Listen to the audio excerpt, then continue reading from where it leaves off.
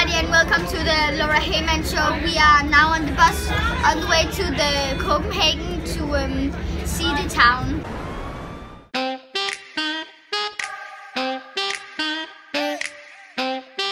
Now we are in Nyhavn, which is a very famous place for tourists to go.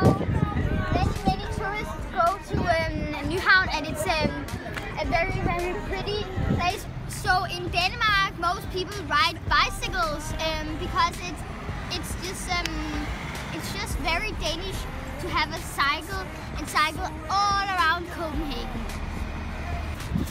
Hej.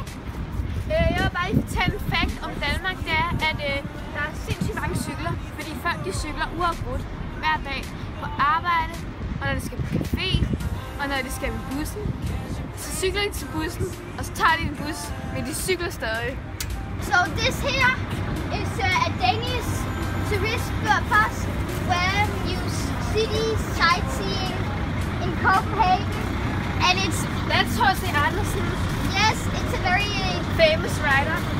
and tourists love this.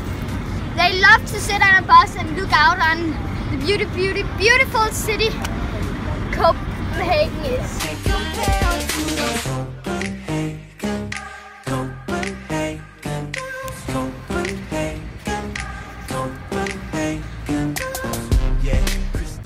Her har vi de berømte Canal Tours, hvor at man kan sejle rundt i en båd og se Københavns flotteste seværdigheder.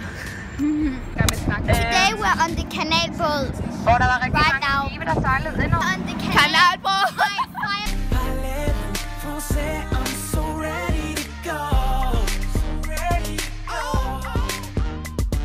Hello. People are so sweet in Denmark. They are so sweet. I love them. Hello. People are so sweet. Copenhagen is such a nice place to go shopping. It's just so good. There's so many boutiques and I love it.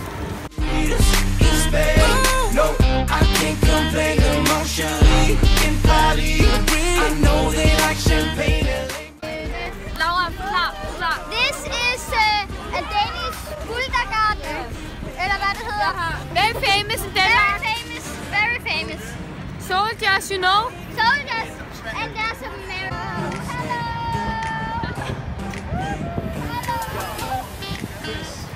I really like what I'm looking at, man. Yeah, man.